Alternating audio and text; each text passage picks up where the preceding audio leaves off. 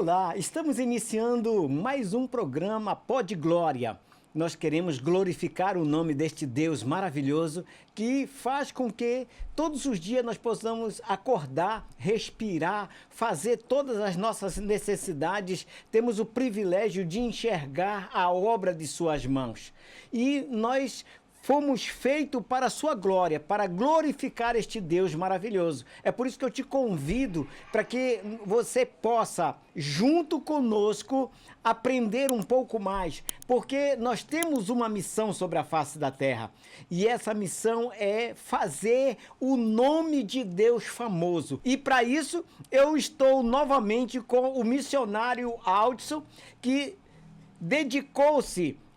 resolveu dedicar a sua vida, ele e toda a sua família, para tornar o nome de Deus conhecido. Hoje ele está no Canadá, mas a missão dele é lá na África, e ele já está isso há mais de 10 anos fazendo esse trabalho, e eu tenho o privilégio de poder estar com ele aqui nesta tarde, para poder conversarmos e falarmos mais a respeito deste Deus. Então, meu amado Aldson... Paz do Senhor Jesus, é sempre bom podermos estar aqui reunidos para falarmos de Jesus, para falarmos da obra missionária, para falar da expansão do reino. É algo prazeroso, que edifica as nossas vidas, que transmite também fé àqueles que nos ouvem. E a gente sabe que tudo que nós fazemos é para a glória de Deus. Então, eu louvo a Deus por essa abertura que o Senhor tem dado, por esse mecanismo de comunicação, esse veículo de comunicação que tem sido uma abertura para a gente poder compartilhar aquilo que a gente viveu, aquilo que a gente está vivendo e aquilo que a gente ainda busca viver para o Senhor. E melhor do que trabalhar para Deus é trabalhar com Deus, né? Quando a gente saiu da África para vir para cá, a gente veio para cá para criar aqui uma estrutura missionária. Claro que a gente precisa evangelizar, não tem como a gente passar um determinado tempo em algum local e nenhuma pessoa aceitar Jesus, nenhuma pessoa ser batizada.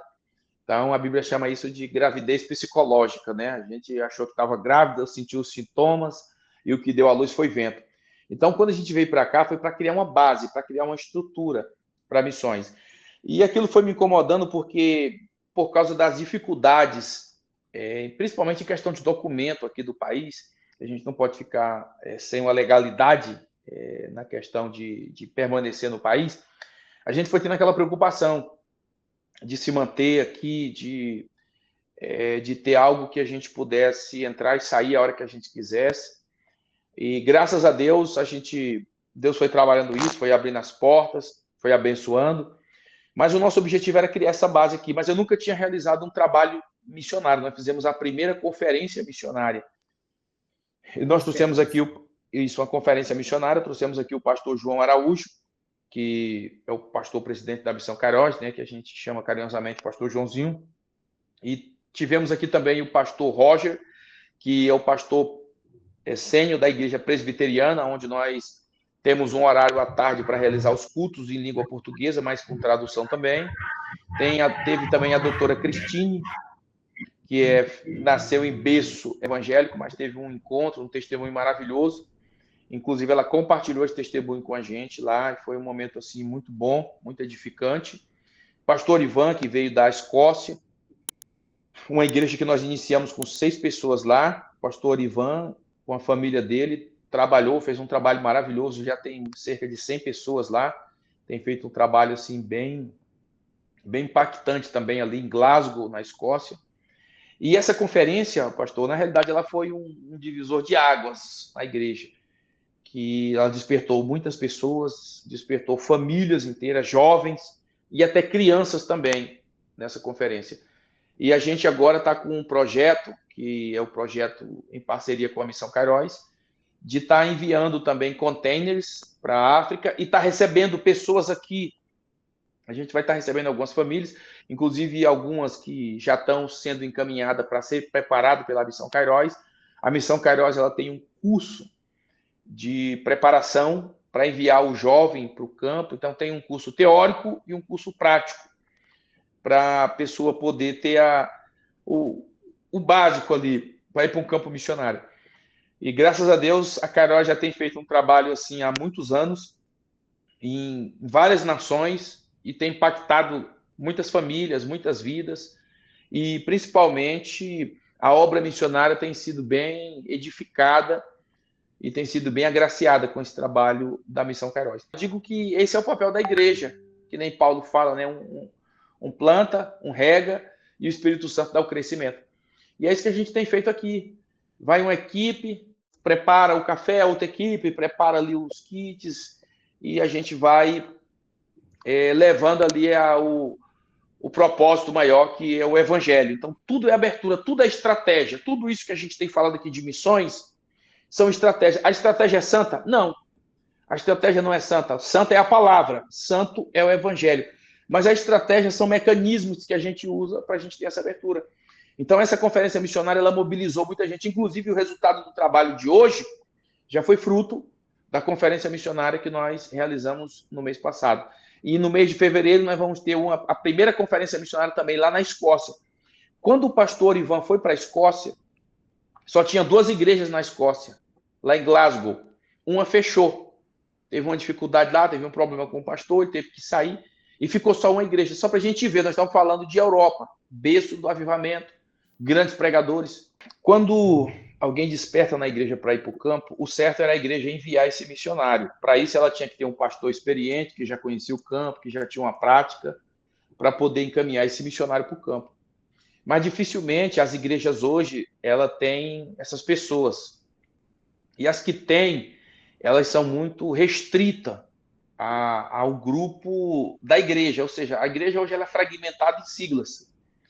Então, a minha igreja, a sua igreja, ninguém tem igreja. Jesus disse que a igreja é dele. Eu edificarei a minha igreja e as portas do inferno não prevalecerão contra ela. Porque quando a gente pensa em igreja, a primeira coisa que vem na nossa mente é placa, é um endereço. Só que a igreja, ela não é geográfica. Ela é geográfica quando se reúne um grupo para estar ali louvando. Se reúne no meio do mar, dentro de uma caverna, ali está a igreja. Ali é a igreja, não o templo. Então, quando uma pessoa desperta para ir para o campo, a função e a obrigação de enviar é da igreja. Atos capítulo 13 fala que foi a igreja que enviou os missionários para Antioquia quando o trabalho começou a crescer. Então, eles separaram Paulo e Barnabé, os melhores que eles tinham. E hoje os melhores eles não querem, eles querem ter uma agenda bem grande para não poder descer para o campo missionário, ou partir para o campo. Mas existe essa necessidade. Como a igreja ela deixa essa lacuna, a agência missionária ela preenche, ajudando. O missionário, quando ele vai para o campo, ele não vai mantido pela agência, ele vai agenciado. Quem mantém é a igreja. Ou seja, ele levanta os parceiros, as pessoas que acreditam no chamado dele, no ministério dele. E aí, com certeza, eu concordo, tem que ter um critério. Não é qualquer pessoa que levanta a mão e diz, olha, eu sou missionário, eu quero ir para o campo. Não, existe um processo, existe uma triagem, existe uma preparação. Só que quando o missionário está preparado para ir, ele sempre vai enfrentar o desafio do recurso para ir para o campo. Quando eu cheguei na África, eu vi muito essa realidade. A primeira coisa que você se sente lá é impotente, porque é como se você chegasse no meio de um rio cheio de peixe, você sem ter um anzol para pescar. Então você precisa do anzol, você precisa do recurso. E eu comecei a analisar a situação. E eu me questionava por que nos Estados Unidos, no Canadá, na Europa, a gente não via assim com a mesma frequência o trabalho missionário.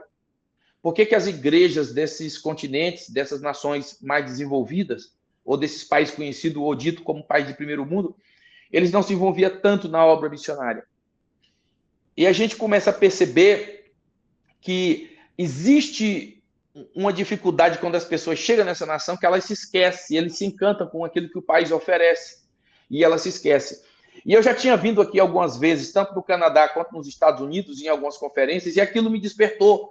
Essa semana, só para você ter uma ideia, eu enchi a garagem daqui de casa de sofá, televisão, cadeira, churrasqueira, tudo que você pode imaginar, a gente cata na rua. E eu guardo aqui para a gente ter um trabalho de encher os containers para mandar para a África. Então, a gente vai mandar material esportivo, material escolar. E quando eu vim para cá, eu fiquei observando que na pandemia, muitas igrejas, quando começou a ter a crise na pandemia, a primeira coisa que eles fizeram foi cortar o sustento dos missionários e trazer eles de volta para o Brasil. Ou seja, deixou uma lacuna lá no campo missionário. Aquele missionário que voltou, ninguém foi substituir ele. O certo é, o missionário vai para o campo, ele dá a vida no campo, mas ele sempre tem que mobilizar alguém para ficar no lugar dele. E eu comecei a observar que o resultado que estava acontecendo na vida de uns missionários podia se estender para outros. E eu dizia, meu Deus, quem é que vai substituir eles?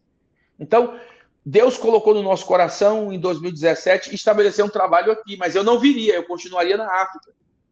E quando a gente começou a mobilizar algumas pessoas para vir para cá, a gente começou a ver que, pela experiência que eu já tinha tido de vir para cá, para esse país, ou para esse lado aqui da América, eu vi um desafio muito grande, não era qualquer pessoa que poderia vir.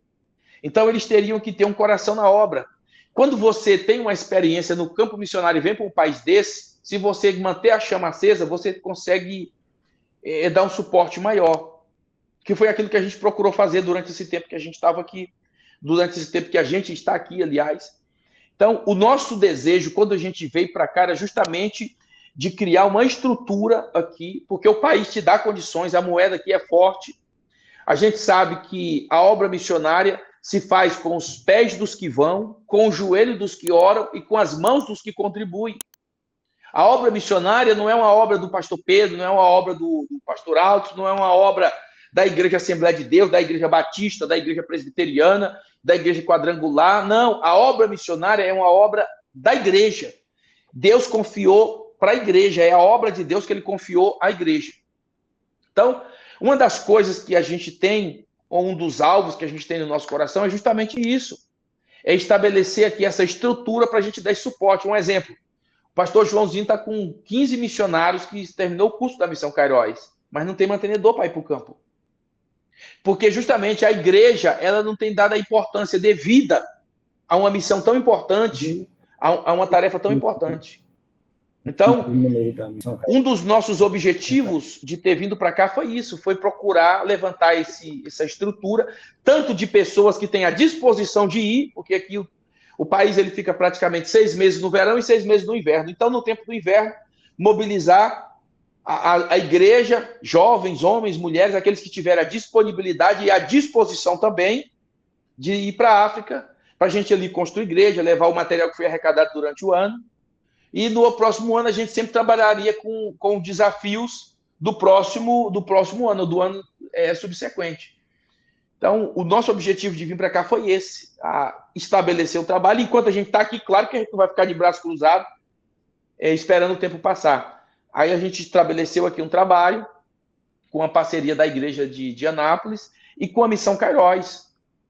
Já que a gente foi para o campo pela Missão Cairóis, nós somos formados pela Missão Cairóis para ir para o campo missionário, e a gente teve uma experiência muito boa, foi um ensinamento assim, muito, muito efetivo e também é muito prático, e pode ter certeza que você vai usar aquilo que você aprende lá no campo.